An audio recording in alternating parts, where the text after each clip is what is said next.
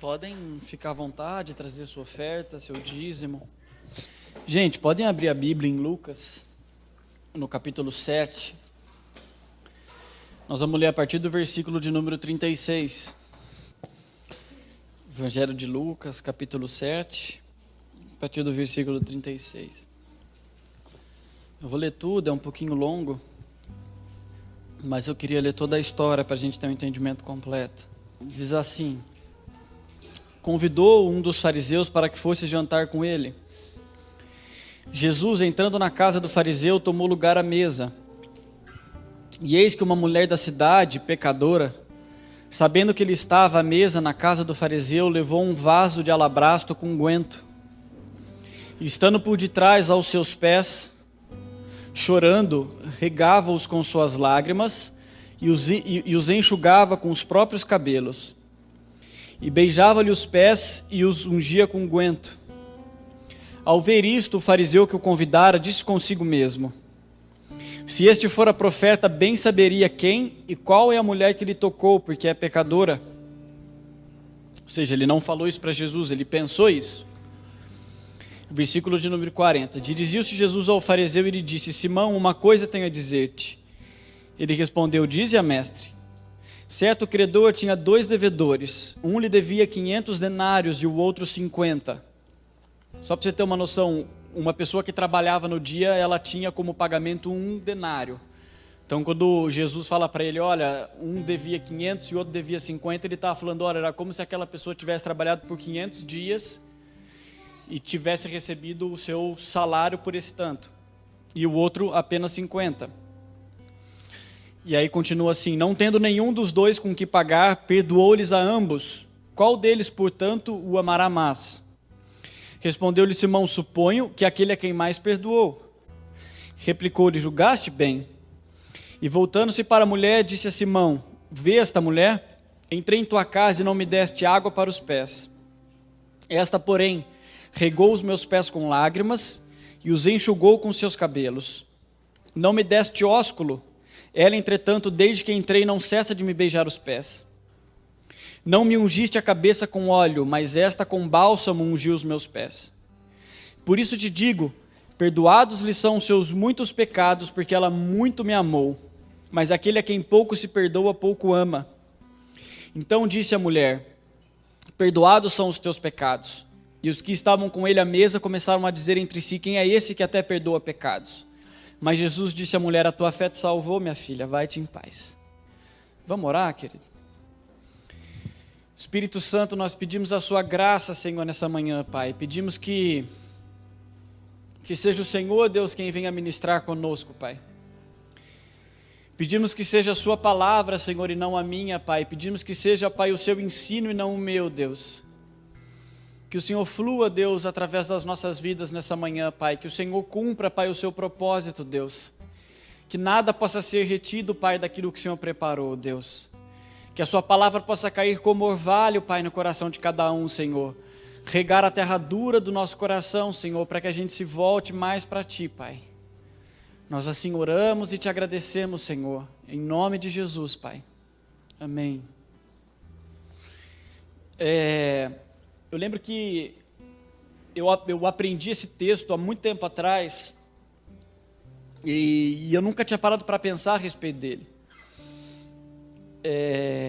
Esses dias que a gente viveu aqui, essas 2 últimas semanas, eu acho que para todos aqui que vivem aqui na casa e que congregam aqui o tempo todo e que estão aqui o tempo todo, perceberam que foram 2 semanas muito intensas, no sentido de cura, no sentido de tratamento, de Deus mostrar coisas, de Deus falar a respeito de cada um aqui, de Deus de alguma forma derramar coisas novas no nosso coração. E quando a gente lê esse texto de Lucas no capítulo 7 aqui, é justamente o que aconteceu aqui com a gente nessas 2 últimas semanas. Quando Jesus fala que ele foi convidado para jantar na casa de um fariseu, ou seja, de um cara que era muito religioso da época, ele chega ali e Jesus diz que ele não foi honrado.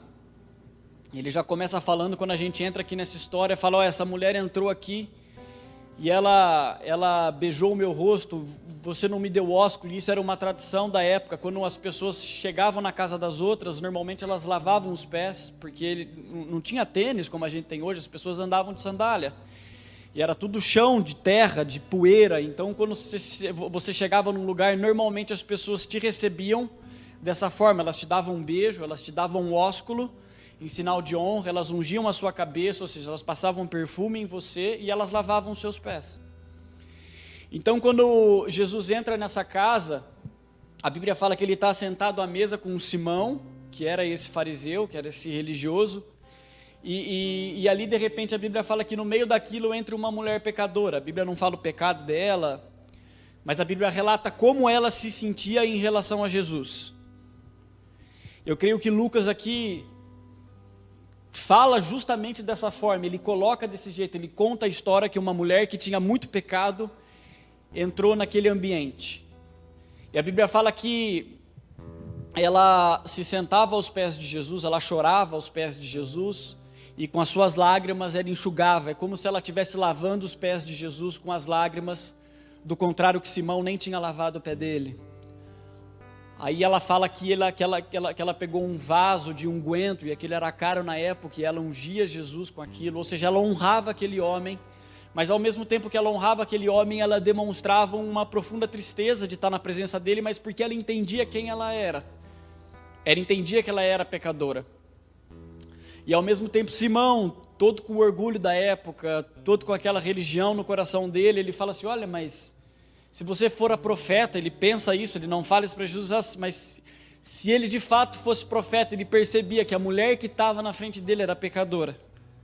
E você vê em outras passagens no Evangelho, Jesus falando isso para os fariseus, mas você acha que eu vim para quem? Você acha que eu vim para aqueles que são curados, para aqueles que são sãos, ou eu vim para aqueles que realmente entendem que precisam de mim? E o mais interessante dessa história, e o porquê que eu estou contando ela para vocês, e o que isso tem a ver com a gente nessas 2 últimas semanas, é que Jesus ele dá uma palavra para Simão, e ele conta uma historinha, e fala dos 500 denários, dos 50, e ele faz o próprio Simão cair numa armadilha. Ele fala para ele, olha, se eu perdoo alguém que tem uma dívida de 500 denários, um que tem de 50 denários, quem você acha que aquele senhor que perdoou a dívida ama mais? E aí Simão fala, aquele a quem você muito mais perdoou. Porque aquele tinha uma dívida muito maior, tinha uma dívida 10 vezes maior, e aquele tinha uma dívida muito menor. E aí ele fala, julgaste bem, Jesus fala para aquele Simão, porque aquele a quem muito se perdoa, muito se ama. E aquele a quem pouco se perdoa, pouco se ama. E o que Jesus está querendo dizer na entrelinha dessas palavras? Ele está querendo dizer que, na verdade, não tem a ver com a quantidade de pecados que você cometeu na sua vida. Mas o que Jesus está querendo dizer é que, à medida que você consegue entender o quanto Jesus te perdoou, você se sente muito mais amado do que aquele que entende que não precisa muito do perdão de Cristo. Por exemplo, no caso de Simão, ele se achava religioso, ele se achava que ele sabia muito, ele se achava que ele não precisava de Jesus. Diferente daquela mulher pecadora, ela se deita aos pés de Cristo e fala assim, eu preciso de você. Porque aquele que tem muitos pecados, muito se perdoa, porque o quanto mais você entende que a sua vida é suja, que você sem Jesus é nada, mais você se sente amado por Ele, mais você consegue compreender o perdão de Cristo, fica mais fácil você inclusive perdoar pessoas que te ofendem, porque você vira para você e fala, meu Deus, eu fiz tanta coisa. Ou quando eu olho para mim, eu vejo que Jesus me resgatou de um lugar, ou de como eu era, ou se eu não tivesse Cristo, eu estava fadado ao inferno, que nem passa pela sua cabeça não perdoar fulano ou ciclano, porque você compreendeu o quanto Jesus te amou, e você deseja que ainda que aquela pessoa que esteja do seu lado te ofendeu, que ela receba esse mesmo tipo de perdão, que ela receba esse mesmo tipo de amor. E nesses dias, eu não sei para vocês, mas eu acredito que a gente viveu muito isso. Pelo menos para mim, é como se coisas que estavam dentro, e coisas que foram faladas, e coisas que foram confessadas, que a gente achava que estava tudo certo, que estava tudo bem, porque a gente entregou a nossa vida para Jesus, então Ele passou uma régua no nosso passado, e a gente não precisa falar nada, a gente pode manter coisas escondidas no nosso coração. Enquanto que a gente entendeu que não era isso, que coisas precisavam ser liberadas e que aquilo que estava oculto precisava vir à luz. Ainda que aquilo no começo pudesse ter sido difícil, pudesse ter sido complicado para você, difícil falar, difícil confessar, mas depois que você fez isso, parece que você fala, meu Deus, foi embora. Você se sente até mais amado por Ele, porque você vira e fala, meu Deus, Ele de fato é Pai. Ele de fato olha para mim, independentemente das coisas que aconteceram ou daquilo que eu faço, Ele me aceita desse jeito e fala, vamos filho, vamos andar que agora comigo você vai se purificar. E o que acontece com essa mulher é isso, ele diz assim, olha, aquele a quem muito se perdoa, muito se ama. Ela conseguia entender que os pecados dela, e não estou falando de quantidade, mas a necessidade que ela tinha de Jesus era tão grande, e em função disso, Jesus vira e fala para ela, olha, vai embora minha filha, porque a sua fé te salvou.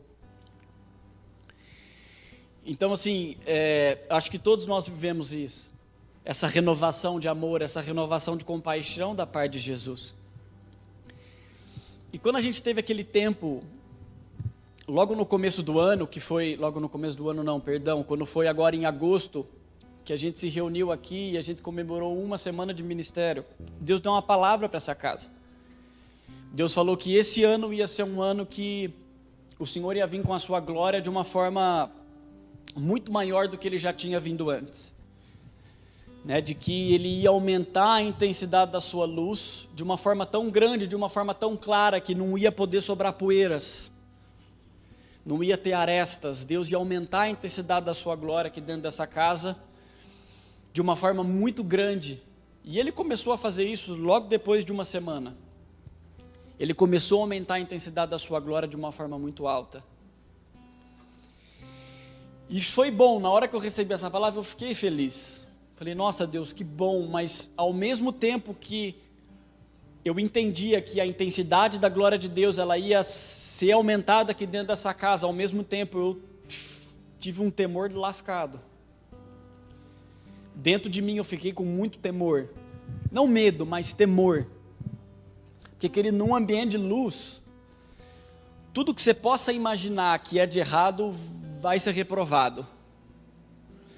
Ainda coisas que na sua cabeça podem ser muito pequenas e que você fala, mas isso não, mas num ambiente de luz isso vai ser evidenciado.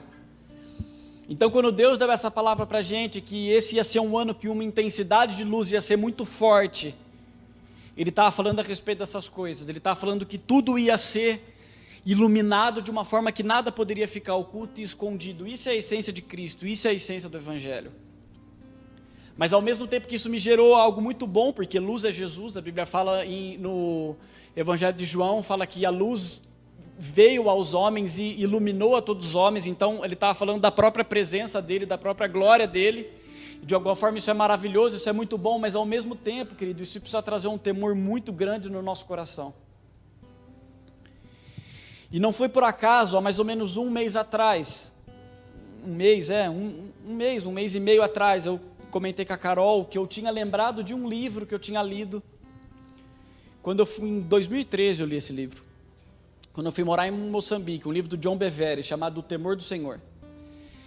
E eu fiquei incomodado com aquilo, é como se o Espírito estivesse falando, você precisa aprender o que é temor, você precisa aprender o que é temor, você precisa aprender o que é temor, e eu ficava com aquilo, e eu buscando entendimento nisso, eu falei, eu preciso comprar esse livro, porque eu lembrava que tinham princípios muito poderosos que aquele homem tinha recebido a respeito de revelação do temor do Senhor. Eu fui e comprei esse livro, e eu li ele já, e quando eu sabia que eu ia ministrar no domingo, e todas essas coisas que aconteceram, parece que foi tudo se encaixando.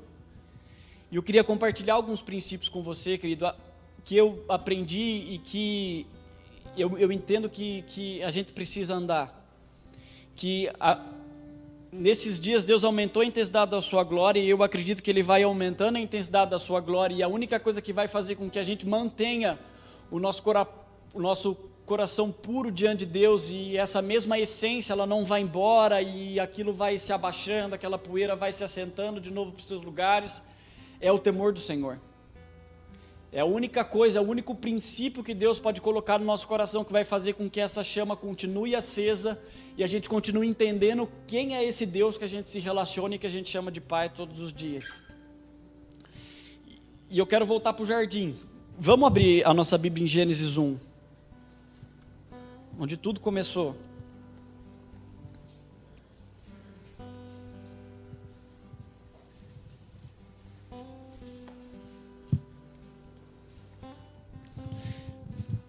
Gênesis capítulo 1, versículo 1 mesmo.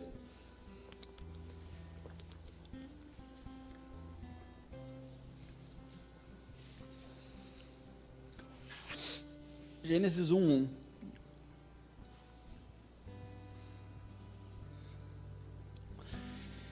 No princípio criou Deus os céus e a terra, porém, estava sem forma e vazia, e havia trevas sobre a face do abismo, e o Espírito de Deus pairava por sobre as águas. Só até aqui.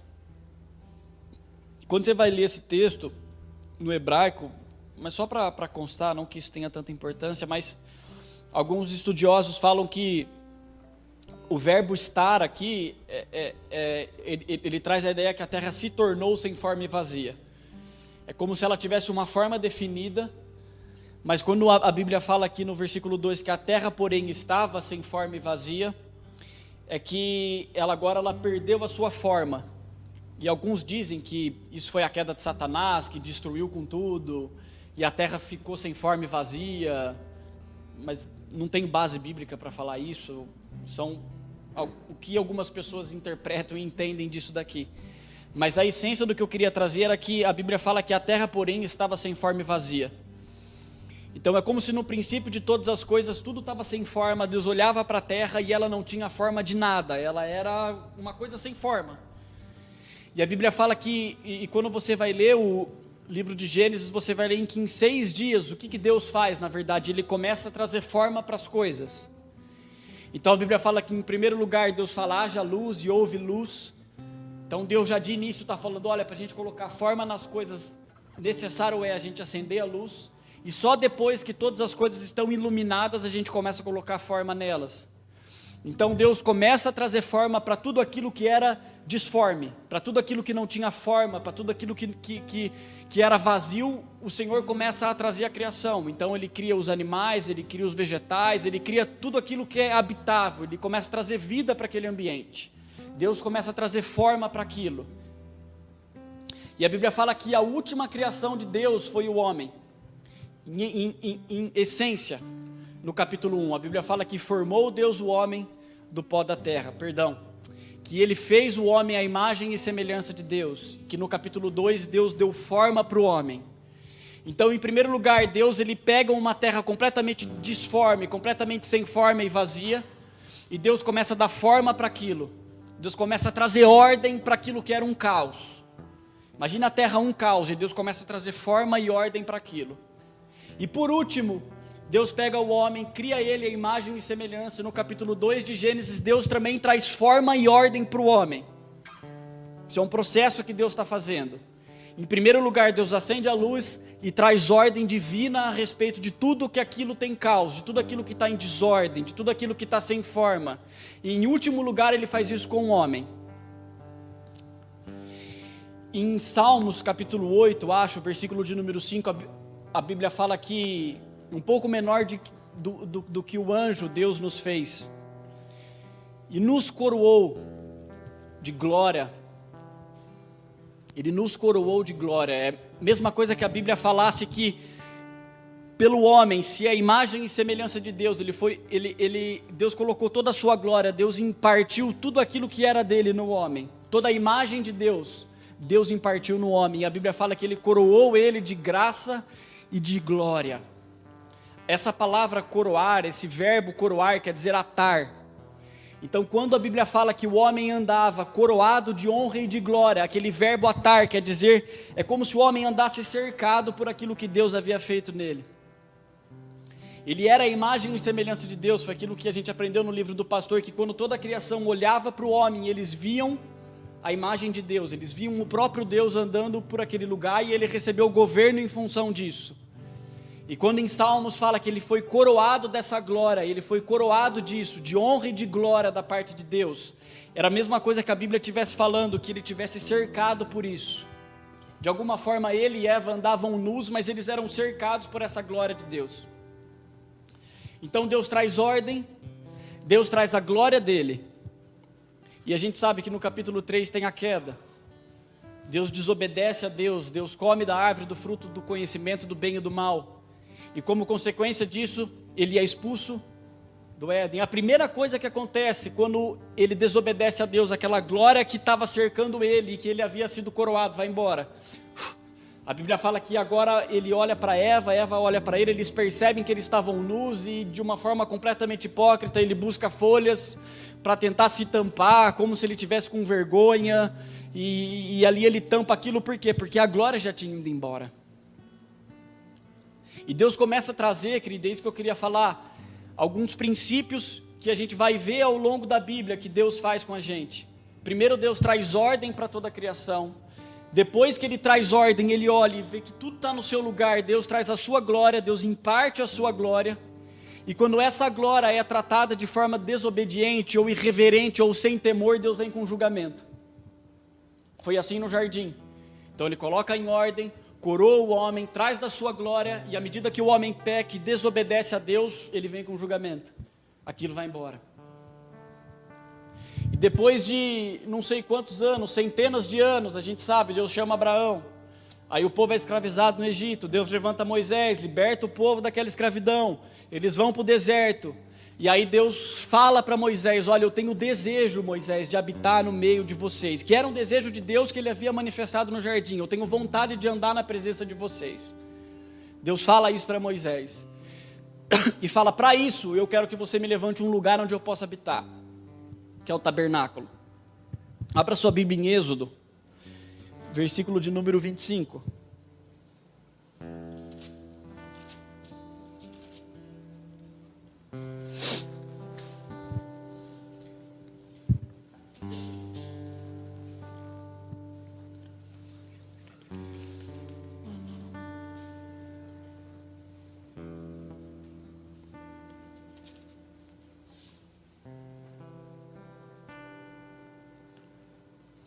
Versículo de número 25.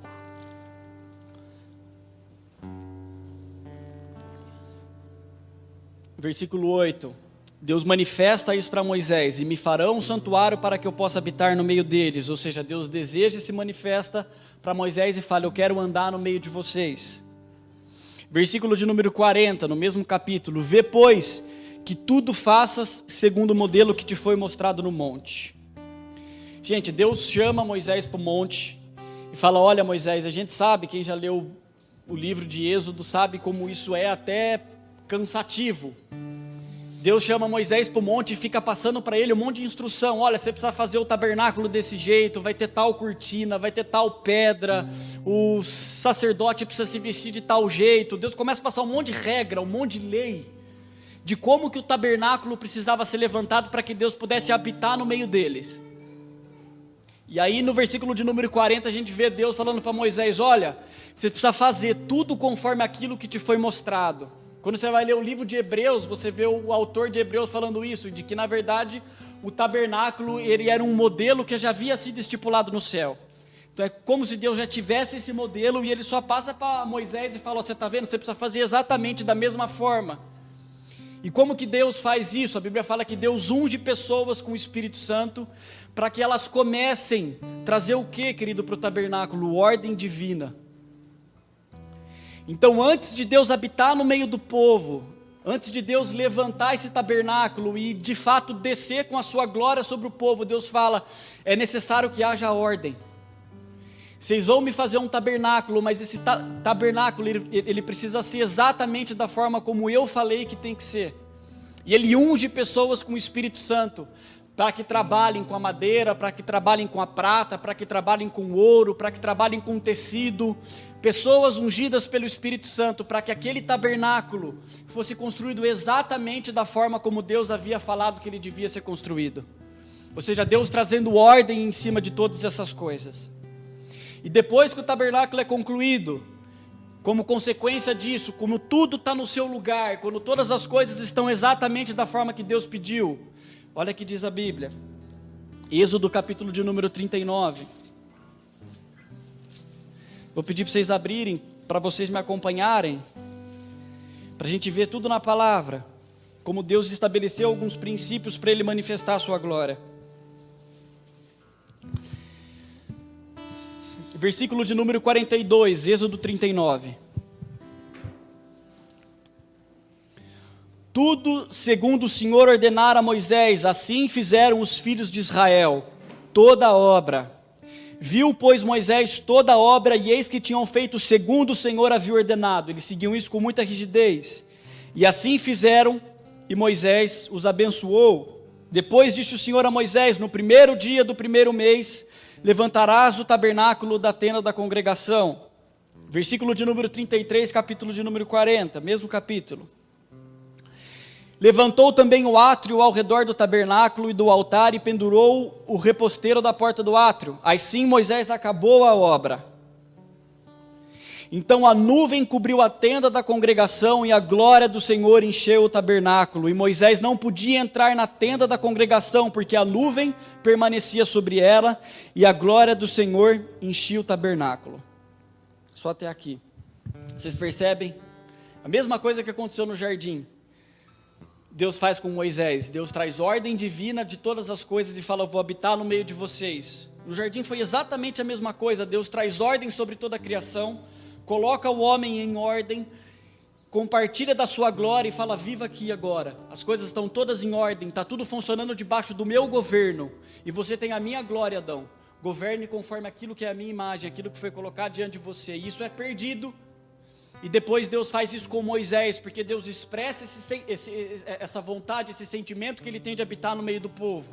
E Ele fala para Moisés: então você precisa colocar esse tabernáculo, todas as coisas em ordem, para que a minha glória encha. E a Bíblia fala que quando toda a obra acabou, eu imagino isso de fato, a Bíblia fala que no átrio, que é o primeiro lugar, a Bíblia fala que Moisés faz o último ato dele, e na hora que ele acaba toda a obra, a Bíblia fala que uma nuvem desce sobre aquele lugar e o Senhor enche aquela casa com a glória. Moisés nem conseguia entrar naquele lugar, de tamanha glória que Deus desceu. Eles não conseguiam ministrar naquele ambiente, porque Deus olha para todas as coisas em ordem do alto, tudo conforme aquilo que Ele havia planejado no céu, e Deus desce com a sua glória. Mas quando tem uma intensidade da glória muito grande, e o povo começa a entrar nesse ambiente de luz, sem temor, com irreverência, o que acontece? Julgamento.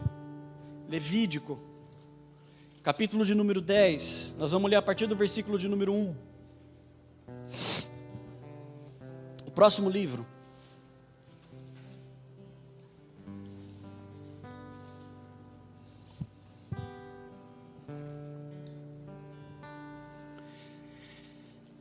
Levítico 10, 1. Nadab e Abiú, filhos de Arão, tomaram cada um seu incensário e puseram neles fogo, e sobre este incenso, e trouxeram um fogo estranho perante a face do Senhor, o que não lhes ordenara, ou fogo profano. Então saiu fogo de diante do Senhor e os consumiu, e morreram perante o Senhor. E falou Moisés a Arão: isto é o que o Senhor disse: mostrarei a minha santidade naqueles que se chegam a mim, e serei glorificado diante de todo o povo. Porém Arão se calou, os filhos deles tinham morrido. Filho de Arão. Versículo de número 6. Moisés disse a Arão e a seus filhos que haviam sobrevivido, que eram outros sacerdotes, Eleazar e Itamar: não desgrenhei os cabelos, não rasgueis as vossas vestes, para que não morrais, nem venha grande ira sobre toda a congregação, mas vossos irmãos, toda a casa de Israel, lamentem um incêndio que o Senhor suscitou. Não saireis da porta da tenda, para que não morrais, porque está sobre vós o óleo da unção do Senhor. Gente, para pensar num troço desse. O povo tudo feliz porque aquele tabernáculo tinha sido construído, um monte de trabalho, o povo trazendo oferta, ouro, prata, todas aquelas coisas. Eles levantam aquele tabernáculo, Deus vem com glória daquele ambiente, Deus guiando aquele povo.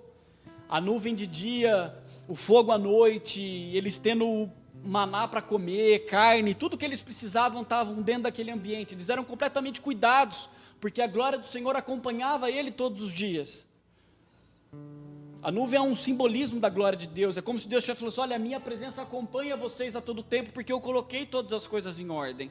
Todas as coisas foram feitas conforme aquilo que eu havia passado. E a Bíblia fala que esses dois sacerdotes, filhos de Arão, Nadab e Abiú, eles vão no altar e oferecem fogo profano diante do Senhor. Sabe o que é profano? Profano é você tratar tudo aquilo que é santo como comum. Ou seja, o que eles fizeram? eles, de alguma forma, na cabeça deles, eu não sei se eles acostumaram com aquele serviço, ou se eles achavam que não precisava ter tanta reverência com aquilo que eles estavam fazendo, mas eles tratam aquilo que Deus chama de santo como algo comum. Isso é profano, isso é profanar. É você tratar a santidade de Deus como algo comum. Por isso que no versículo de número 3, o próprio Deus fala para Moisés, fala assim: isto é o que o Senhor disse, mostrarei a minha santidade naqueles que se chegam a mim, e serei glorificado diante do povo. E num nível de intensidade de glória, querido, que eles estavam ali naquele tempo, Deus fulmina aqueles homens, e ainda vira para Arão e fala assim: não chora, porque se você chorar vai ser pior. Os filhos dele morrem. Deus é duro em relação a essas coisas.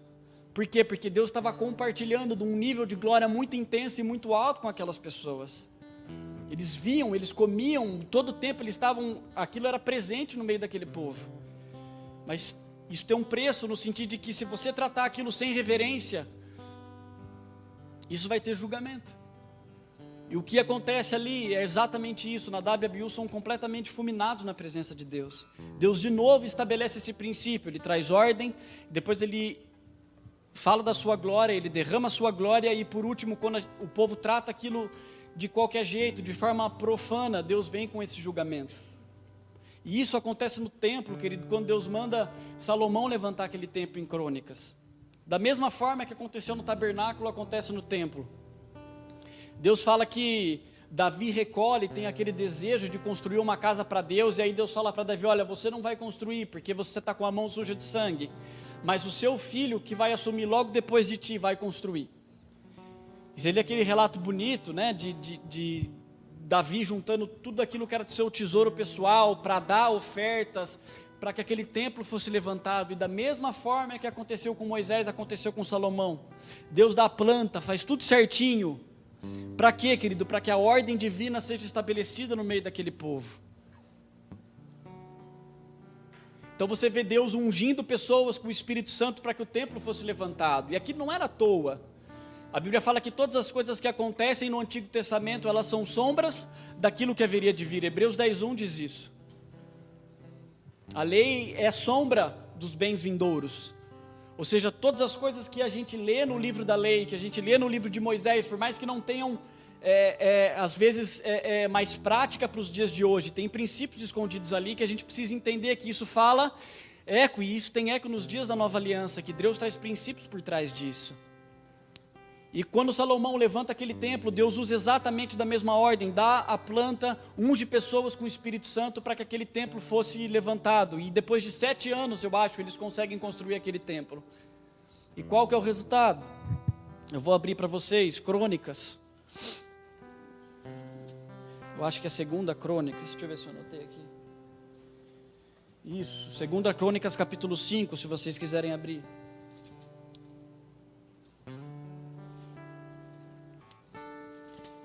Segunda Crônica 5.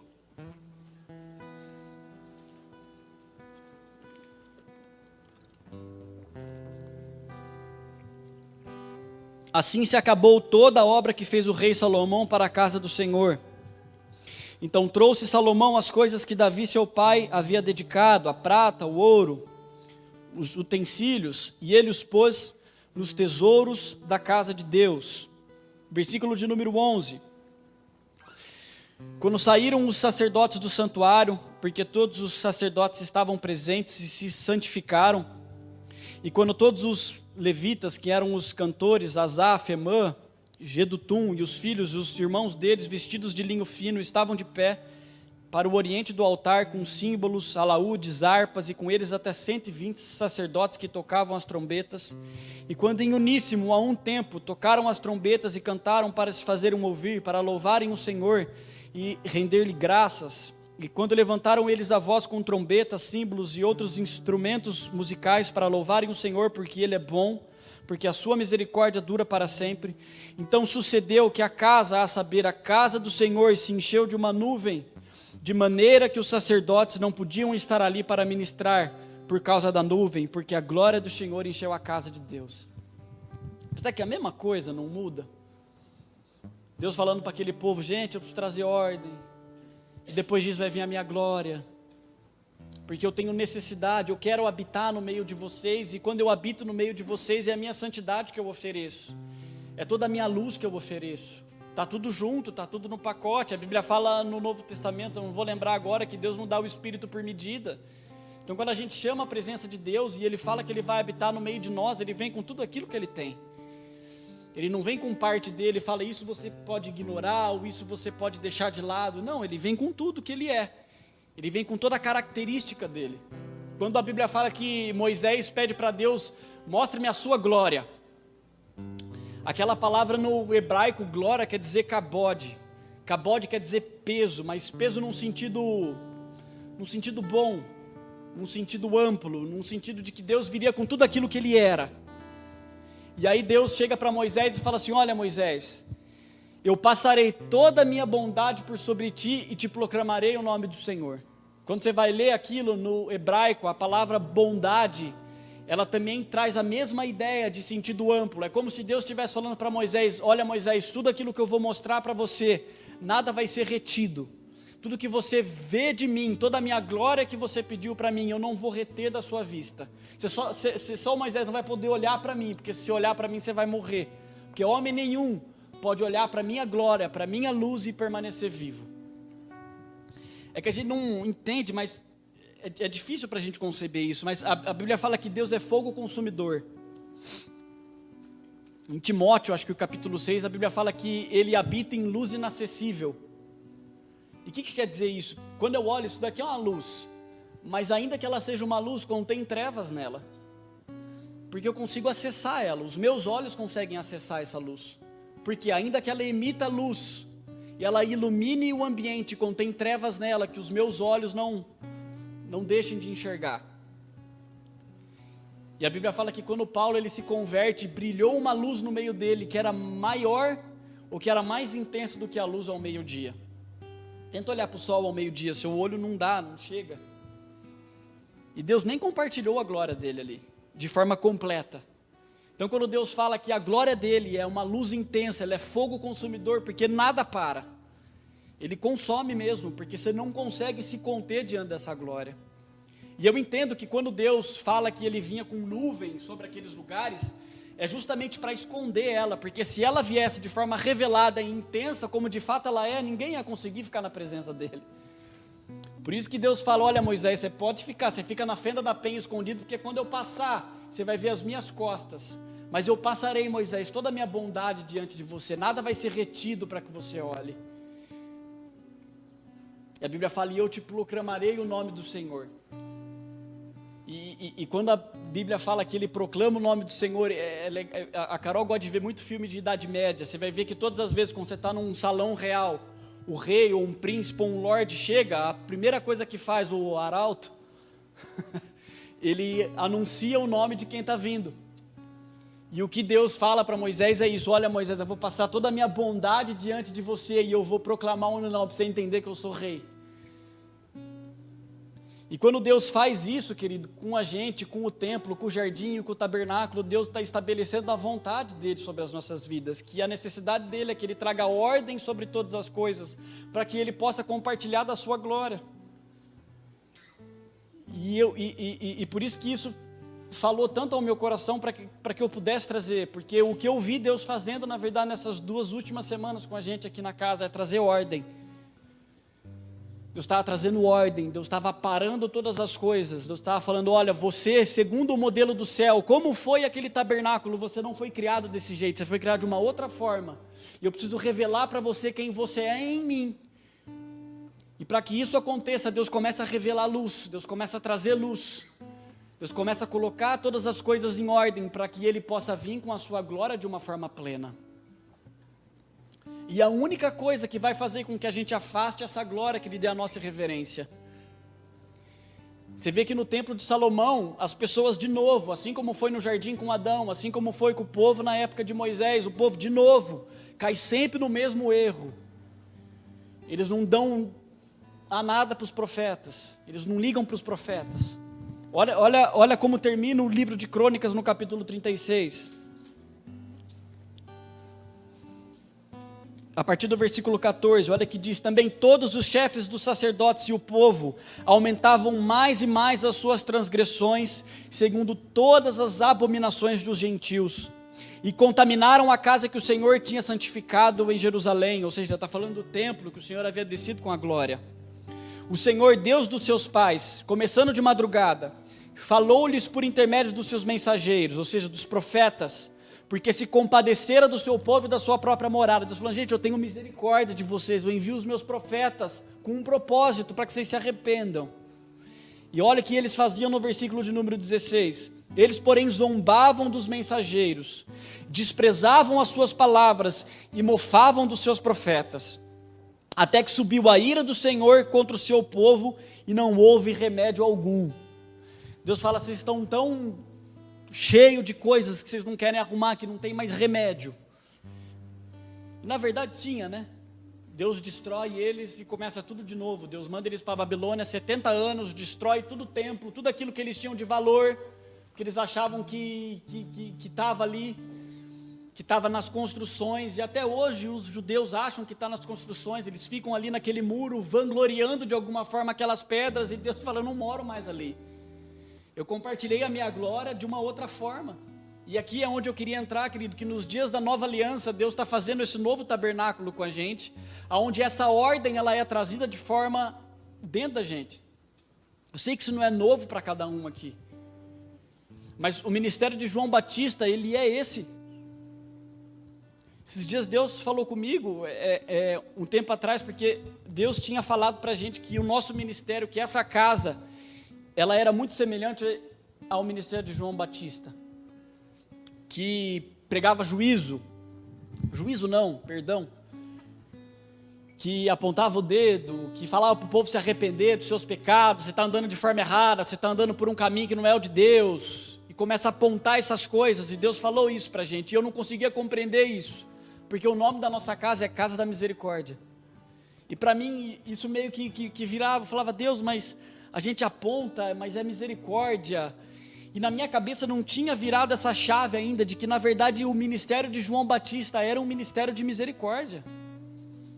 Porque ainda que João Batista fosse um homem completamente duro no seu discurso, e ele virava para aqueles fariseus e falava: vocês são raça de víboras, vocês estão fugindo da ira de Deus, produzir, pois, frutos dignos de arrependimento. Isso é misericórdia, isso é misericórdia da parte de Deus. É Deus apontando o dedo e falando: queridos, eu preciso trazer ordem para o seu coração, que está completamente fora daquilo que você pensa quem eu sou. E o ministério de João foi exatamente esse. A Bíblia fala: eis que eu envio diante de ti o meu mensageiro. Ele vai aplanar todo o caminho, ele vai desfazer todos os outeiros, ele vai nivelar todos os lugares, para que o rei venha. E quando você vai pesquisar aquela palavra outeiros, ele está falando de coisas que eram poluídas, ou seja, ele não está falando de terreno, ele está falando do coração do homem. Então quando a Bíblia fala: eis que eu envio diante de ti o meu mensageiro, como foi aqui que a gente acabou de ler no livro de Crônicas, João Batista era um profeta da época, que tentava de alguma forma colocar ordem, porque o rei estava vindo, e o rei era quem? A glória. E qual que era a diferença agora? A diferença é que agora eles não tinham mais o livro da lei para olhar e falar que a glória tinha que ser manifesta desse jeito. Eles só tinham que olhar para Jesus, porque Jesus era o verbo encarnado na frente deles. Então eles olhavam para João, que era o ministério de trazer todas as coisas no seu nível, para que eles recebessem Jesus em sua glória. A Bíblia fala que habitou no meio de nós em graça e em verdade. Então o que Jesus na verdade veio tentar fazer no coração dos homens, era junto com o ministério de João, trazer ordem para o coração do homem. Falou: eu preciso que vocês entendam que lá desde o jardim, esse princípio havia sido estabelecido. Eu trago ordem para que depois eu compartilhe da minha glória com vocês, de forma plena. Em todas as vezes que Deus queria habitar no meio do povo, Ele expôs esse princípio, no jardim, no tabernáculo, no templo e agora no tabernáculo do seu coração. Por isso que é casa da misericórdia. E por isso que o ministério de João Batista é um ministério de misericórdia, não um ministério de juízo. Juízo é o que você vai ter se você não entrar na misericórdia, se você não entrar nessa mensagem que os profetas te falam para que você precise entrar. Então é misericórdia da parte do Senhor. E o que Jesus faz, querido, nos 3 anos do ministério dele, é colocar a casa em ordem. Ele chega no templo, ele expulsa os campistas, ele bate naquele povo que estava tratando a casa da glória dele como um covil de salteadores. Ele fala, por que covil? Já parou para pensar nisso? Por que Jesus chama eles de ladrões? Porque eles estavam roubando a glória de Deus. Eles estavam roubando a essência daquele templo, o porquê que ele foi construído, que era para Deus habitar no meio daquele lugar, e aquele povo estava fazendo daquilo um covil de salteadores. Eles estavam roubando a forma de adoração do povo. O povo ia lá para sacrificar, e eles vinham de longe, viajavam longe, eles não tinham como trazer animal, e aqueles homens que estavam ali no templo vendiam pombas, vendiam cordeiros, vendiam bois, vendiam coisas para você levar no templo, para fazer esse sacrifício pelo pecado, que era adoração. E a Bíblia fala que eles eram completamente corruptos nisso. Eles vendiam, eles cobravam a mais, eles roubavam do povo a essência daquilo que a casa de Deus havia sido criada para que ela fosse.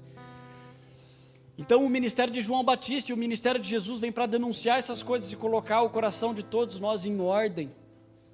E é o que Deus faz, querido.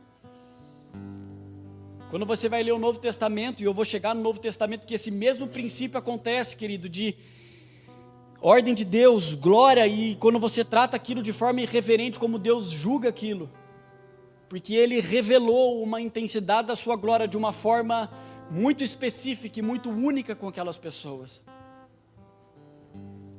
Abra sua Bíblia em Atos,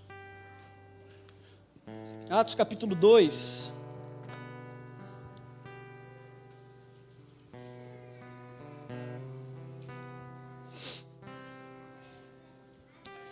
Então, o que vocês param para imaginar que nos tempos de Jesus o que ele fez, querido, foi lançar fundamento.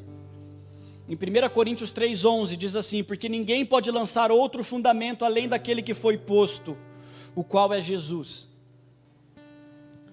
Então todos aqui receberam o mesmo fundamento que é Jesus Cristo. Todos aqui receberam dessa mesma palavra, receberam dessa mesma mensagem, e tem a sua vida agora, esse terreno, esse lugar onde está sendo colocado em ordem, com um novo fundamento onde a casa vai ser construída. É isso que ele veio fazer, edificar a casa debaixo de um novo fundamento. E olha o que acontece em Atos.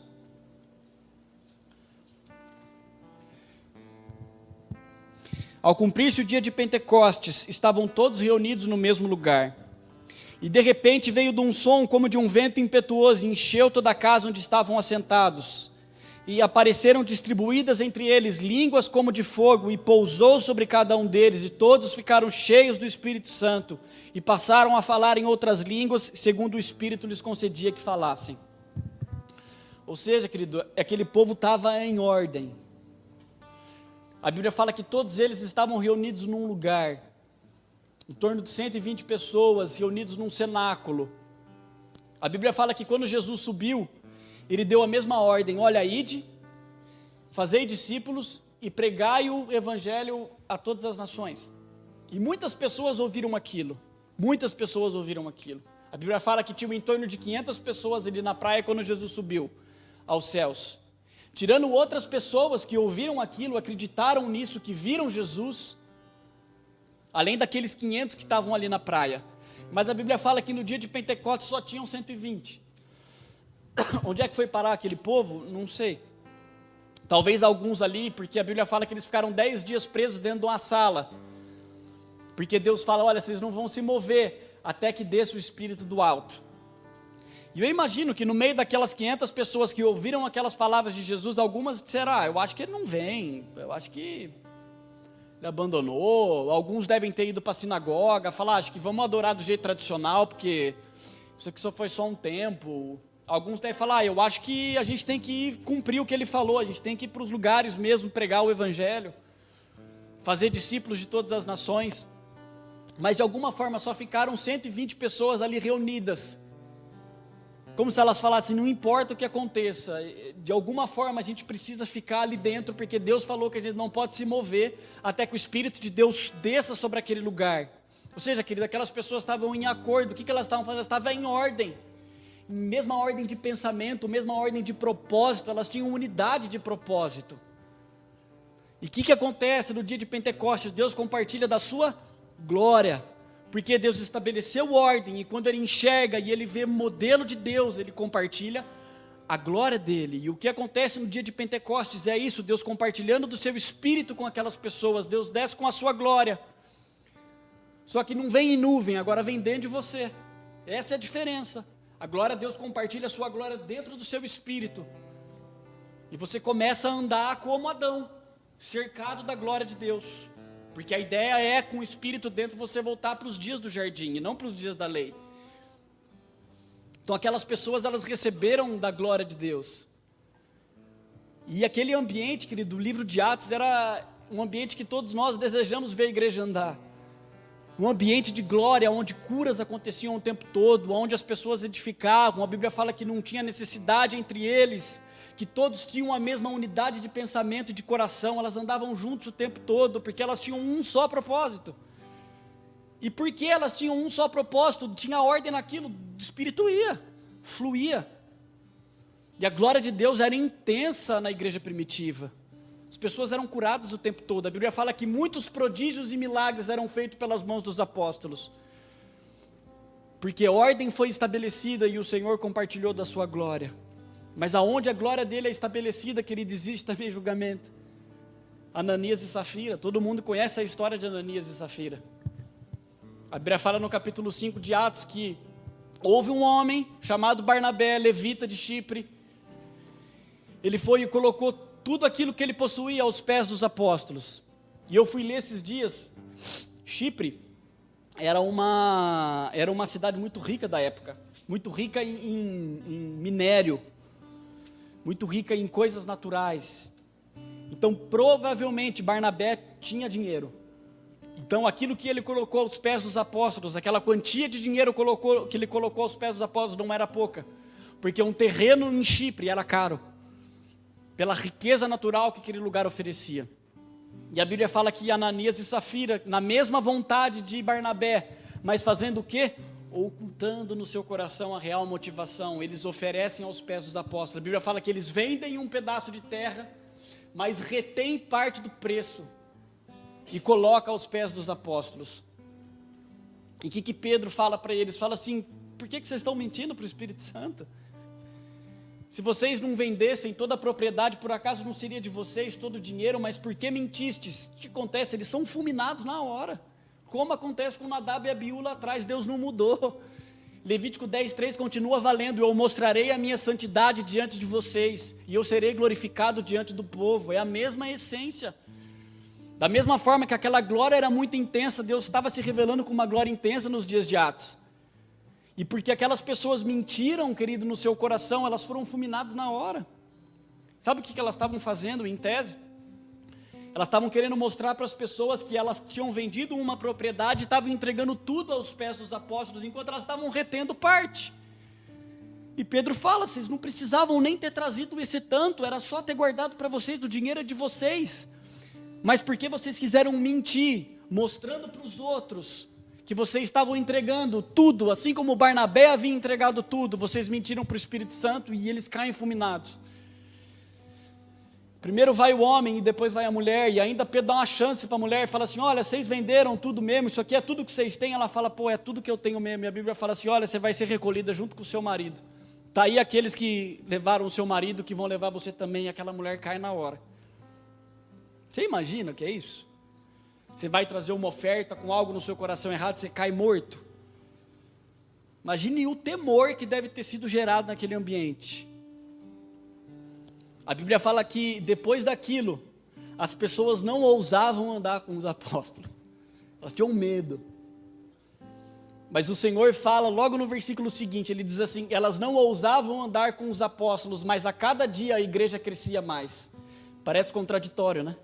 Mas como? Elas não ousavam andar, mas a igreja cresce? É porque, de alguma forma, eu acredito que aquelas pessoas olhavam para aquilo e falavam assim: eu preciso calcular o custo. Como Jesus fala: olha, antes de você me seguir, você calcula o custo. Vê se a obra que você quer fazer vai dar certo, porque é vergonhoso você parar no meio. Então, de alguma forma, aquelas pessoas calcularam o custo daquilo e elas olhavam e falavam assim: olha, eu sei que se eu mentir, ou que se eu fazer qualquer coisa errada, e aquilo vai ser revelado e eu posso morrer. Eu acho que alguns ali olharam e falaram, gente, eu não conhecia Deus desse jeito. E o que o Senhor começou a ministrar no meu coração, querido, a respeito dessas coisas que estão acontecendo com a gente aqui, que a única coisa que vai manter, querido, a mim e a você, com o nosso coração limpo, é o temor de Deus. É o temor dEle. A Bíblia fala em Provérbios 16, que aqueles que temem a Deus, eles evitam o mal. Que aqueles que temem a Deus, eles evitam de falar dolosamente. Se Ananias e Safira tivessem o temor de Deus, eles não haviam falado dolosamente. Falar dolosamente é falar com culpa, sabendo que está fazendo aquilo de errado, e fala mesmo assim, não é na inocência, não é na ignorância. Porque o temor de Deus é o único princípio dentro do nosso coração que vai ter a capacidade de proteger a mim e a você. É que na maioria das vezes a gente conhece a Deus em função do amor. E não que isso esteja errado, e o que eu falo de novo aqui, como todo mundo aqui experimentou o amor, de uma forma renovada, porque a gente libera essas coisas que estão dentro de nós, aquilo que está oculto, e isso é bom. Você se sente amado, porque ainda que você liberou todas essas coisas, Deus não te rejeita, pelo contrário, Ele quer que você libere para te curar. Só que dentro do nosso coração, que de alguma forma precisa conter essas duas chamas, o amor e o temor. Porque o amor vai fazer com que você chame Ele de Abba, mas o temor vai fazer com que você olhe e fale, não, mas você é rei ainda. Imagina um rei, quando ele está nos seus aposentos, quando ele está nas suas câmeras, está os seus filhos e a sua esposa, e os seus filhos pulam no colo dele, chamam ele de marido, e ali ele é marido e pai. Os filhos pulam ali, a esposa está ali com ele o tempo todo, mas na hora que aquele rei entra na sala do trono para julgar diante do povo, até as esposas e os filhos precisam se dobrar. Porque ele é amor, mas ele também é temor. Isso é o que Deus tenta explicar para Arão. Falou, olha, a minha santidade. Eu farei chegar a minha santidade daqueles que querem vê-la. Porque eu serei glorificado diante do povo. Porque o temor do Senhor é quem vai conservar isso no nosso coração, querido. E a gente precisa de fato conhecer Ele, quem Ele é. Você vai ver como as coisas vão entrando em harmonia. Porque a gente ama alguém, querido, até o limite que a gente conhece essa pessoa. Se eu começar a te revelar coisas minhas aqui que não te agradam, talvez o amor que você tem por mim vai começar a ficar mais diluído. Porque você vai começar a conhecer coisas em mim que talvez você não se agrade. E Deus não é assim. Em Salmos, um dos salmos que eu mais gosto, que me gera amor, mas me gera temor, é quando Davi fala assim, pensavas que eu era teu igual. Deus falando, pensavas que eu era teu igual, você acha que eu penso como você? Você acha que eu tenho um coração igual ao seu? Eu sou um Deus de misericórdia, sou um Deus de amor, que ama muito mais, o meu amor você não consegue mensurar. É igual aquela mulher que se derrete aos pés de Cristo, se sente amada por Ele, pelos pecados que ela tem, mas ao mesmo tempo Ele é um Deus santo.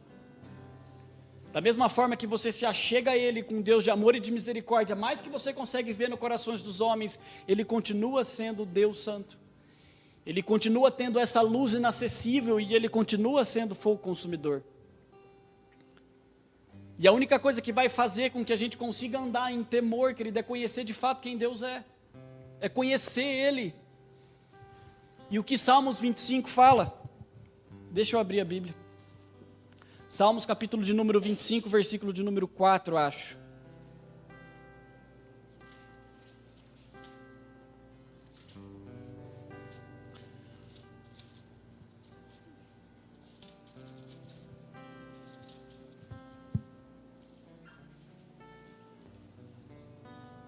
Perdão, 25, 14.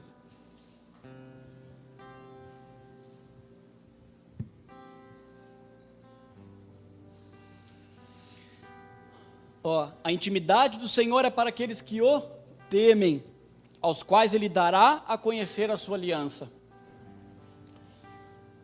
O verdadeiro amor, querido, está fundamentado em quem Deus realmente é. E como é que você conhece quem Deus realmente é? Temendo Ele. Porque a intimidade do Senhor é para aqueles que o temem. aos quais ele dará a conhecer os segredos da sua aliança, ou seja, Deus se revela para aqueles que temem a ele.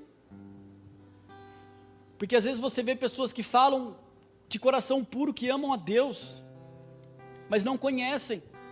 Então você vê elas fazendo coisas, você fala assim, mas ela diz que ama, mas ela não está fazendo isso, porque ela não conhece. Então o amor que ela desenvolve para Deus é limitado, até onde o conhecimento dela vai. Então como que você consegue desenvolver isso e entender que Deus é amor, que a gente ama, ou que o verdadeiro amor está fundamentado em quem Deus realmente é, através do temor, porque a intimidade do Senhor é para aqueles que o temem, os quais ele dará a conhecer a sua aliança. Só aqueles que temem a Deus, que Deus compartilha das suas intimidades, Deus compartilha dos seus segredos, Deus compartilha daquilo que é dele para essas pessoas. E quanto mais a gente teme, mais conhecimento a gente tem do santo.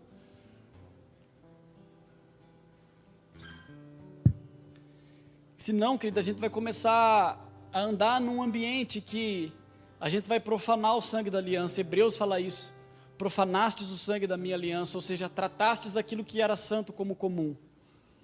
Aquilo que eu havia revelado com vocês, aquilo que eu havia derramado sobre o coração de vocês, trataram de alguma forma como comum. Eu quero ler o último versículo com vocês, querido, que está em Malaquias 13.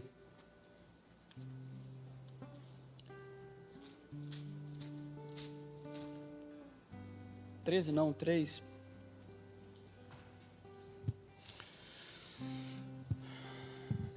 Olha o que diz, a partir do versículo 13.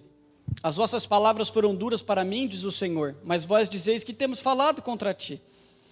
Vós dizeis, inútil é servir a Deus, que nos aproveitou termos cuidado em guardar os teus preceitos e em andar de luto diante do Senhor dos Exércitos. Ora, pois, nós reputamos por felizes os soberbos, também os que cometem impiedade prosperam. Sim, eles tentam ao Senhor e escapam. Então os que temiam ao Senhor falavam uns aos outros. O Senhor atentava e ouvia, e havia um memorial escrito diante dele para os que temem ao Senhor e para os que se lembram do seu nome.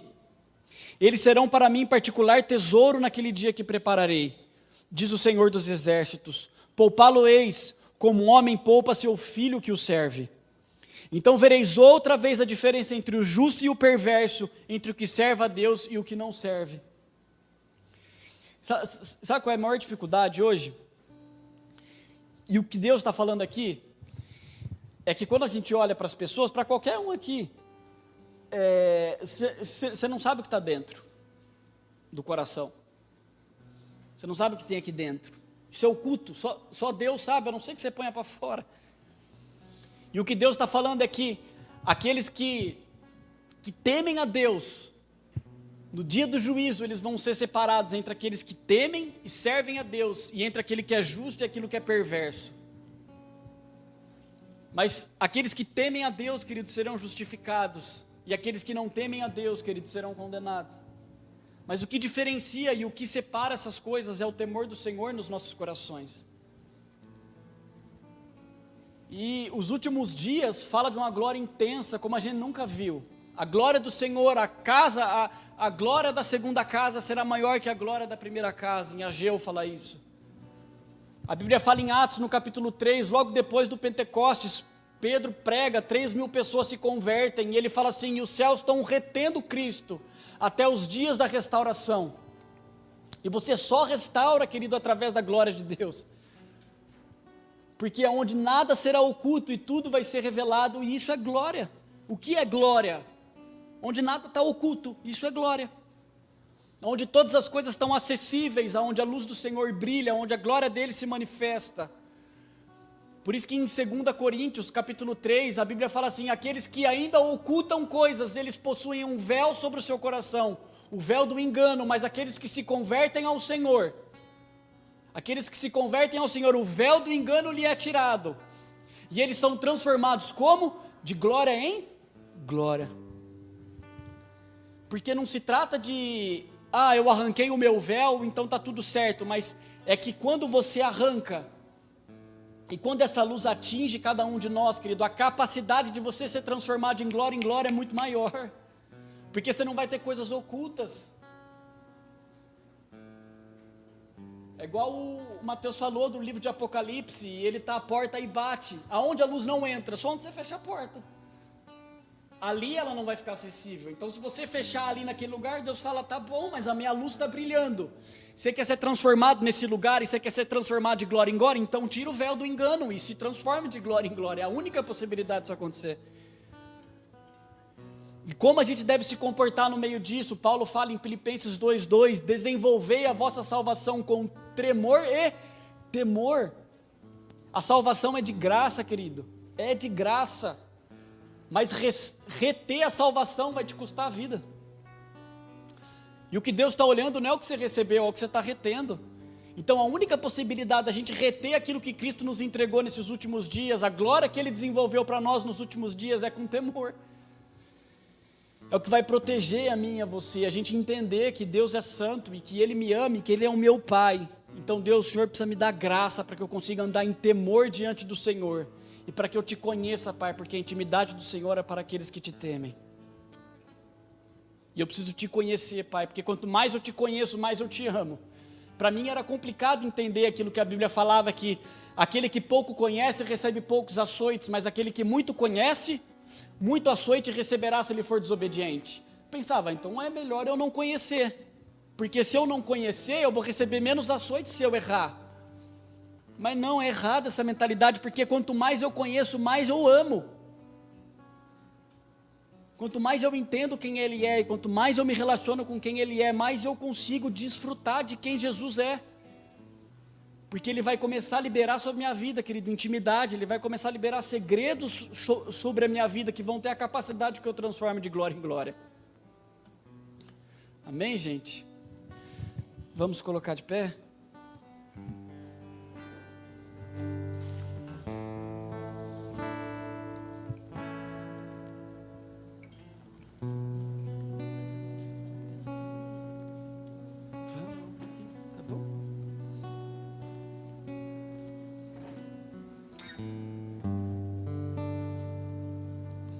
Sabe, querido, quando eu pensei em ministrar isso, e isso que eu tinha aprendido, esses princípios que eu falei para vocês aqui, que eu tinha aprendido nesse livro, de todo o meu coração, foi de querer conservar isso. Falo isso para vocês, coração puro. De entender que Deus, o Senhor liberou isso, e eu preciso conservar isso através do seu temor. E que a gente aprenda, querido, porque é impossível eu conseguir, ou qualquer pessoa conseguir numa hora, ou num livro, ou em qualquer lugar que seja, conseguir definir o que é temor. Você não consegue se definir essas coisas, você vive isso e você vai entendendo à medida que você vai vivendo o que significa temer a Deus, o que significa você andar por esses caminhos retos. Por que Moisés recebeu revelação dos caminhos e os filhos de Israel não receberam revelação dos caminhos? Eles só viram os milagres, mas Moisés recebeu revelação de quem era Deus. Esse homem temia o Senhor. Ele temia errar. E se você for ver, é uma constante em todos os homens de Deus, querido, todos eles temiam a Deus. Samuel temia a Deus, Samuel fica doido com Saul quando ele desobedece a Deus, porque temor no coração. Que a gente se volte para isso, querido, que a gente peça para que o Espírito Santo nos ensine o que é o temor, para que Ele continue falando no nosso coração, para que Ele se desvende para nós. Se a intimidade do Senhor é para aqueles que o temem, querido, se eu não temo Ele, eu nem começo a ter intimidade com Ele, por mais pai que eu acho que Ele seja, por mais aba que eu possa chamar Ele, mas Deus vai compartilhar, querido, daquilo quem Ele é, das características dEle, da glória dEle, querido, com aqueles que temem a Deus. Não daqueles que têm medo de Deus, querido, mas daqueles que temem a Deus, porque sabe quem tem medo, querido? Quem mantém as coisas ocultas, essas pessoas têm medo. Mas quem é um livro aberto diante do Senhor, ele não se importa em receber correção, porque ele sabe que isso é uma manifestação de misericórdia. Ele sabe que quanto mais a luz brilha, querido, melhor vai ser. Você vai ser igual Moisés, que quando se encontrava com Deus, com a glória de Deus, saía com o rosto brilhando. E Moisés saía com o rosto brilhando porque aquilo fluía de dentro dele. E o rosto dele brilhava, querido, porque não tinha nada oculto. Ele era aberto diante de Deus. A Bíblia fala que ele chama Moisés de amigo. E esse precisa ser o desejo do meu e do seu coração, querido, ser amigo de Deus, dele compartilhar os segredos do coração dele com a gente. Espírito Santo, nós pedimos a sua graça, Pai. Nós pedimos que o Senhor nos ensine o seu temor, Pai. O Senhor fala que nos últimos dias, Pai, o Senhor viria para nos purificar, Pai. Malaquias prega isso, Senhor, que o Senhor viria ao nosso templo, Pai. O Senhor está falando dos nossos dias. E que o Senhor seria como o fogo do ourives, Pai, e como a potassa dos lavandeiros, Pai. O Senhor ia nos lavar, Pai. O Senhor ia nos purificar, Pai. O Senhor está falando dos nossos dias, Deus. Que, Senhor, o Senhor nos sonde, Pai. Que a gente tenha temor diante do Senhor, Pai. Que a gente se entregue mais a Ti, Pai. Que o Senhor leve embora todo medo, Pai, toda vergonha, Pai, que a gente possa ter em relação aos homens, Pai. Mas que diante do Senhor, Pai, a gente não traga, Pai, mais a Ti, Pai, o nosso incenso, Pai, com um véu, Pai. A gente não se relacione mais com o Senhor, Pai, com um véu do engano, Deus. Porque queremos ser transformados de glória em glória, Senhor. Porque queremos ser tocados por Ti, Pai. Que o Senhor nos ensine, Deus, porque a única coisa que vai reter a sua glória em nós, Pai, é o seu temor dentro de nós, Pai. Que o Senhor nos dê graça, Espírito Santo, nós te pedimos, Deus, em nome de Jesus, Pai. E nós também queremos orar, Senhor, pela nossa família pastoral, Senhor. Que nesses dias, Pai, para eles possam ser dias de descanso, Pai. Que da forma como eles se entregam por nós, Pai, que eles possam descansar, Senhor, numa intensidade maior, Pai. Em nome de Jesus, Espírito Santo. Que o Senhor guarde a vida deles, Pai. Que o Senhor dê a eles um tempo de alegria e de descanso, Senhor, em família, Pai. E que da mesma forma, Pai, a gente receba descanso e refrigério da sua parte, Senhor. Nós assim oramos e te agradecemos em nome de Jesus, Pai. Amém, gente.